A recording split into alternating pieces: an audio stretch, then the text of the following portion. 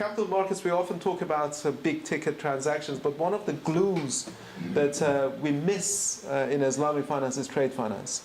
Trade finance creates correspondent relationship, brings banks together, helps one bank to work with another bank. It allows a channel for distribution. If I know the appetite of Sharjah Islamic Bank or Emirates Bank, by seeing the type of trade and the transactions they do, it allows me to gauge and reciprocate and place easier.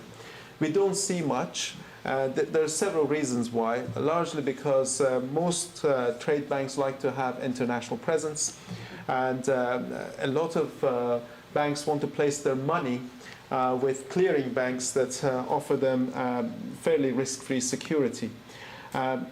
BLME has relationship with such banks. There are windows all around the world.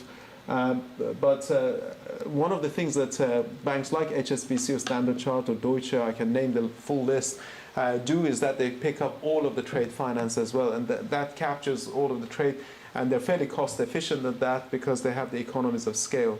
What a bank in London wants to be is to be the trade partner for documentary credit or other forms of trade transactions between the banks, and that encourages the flow. We're encouraging that strongly with Turkish banks who have a very large trade finance flow, but I think there's a big opportunity, as the table shows here, significant flow of exports and imports between countries in the Organization of Islamic Conference that takes place over 1.4 trillion, and almost a negligible amount of that.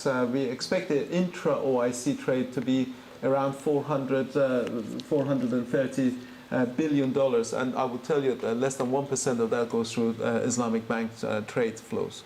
And that's an opportunity that is being missed because it's the most natural contract that lends itself to Islamic finance. It's a very simple murabaha. You don't need to do the metal trade. You just buy the trade and sell on. It's a fixed, and in the conventional banking, it's often a fixed term flow, and a big opportunity missed. And I think the more we repeat this message, the benefit is not just trade finance. I think it's a significant glue between the banks.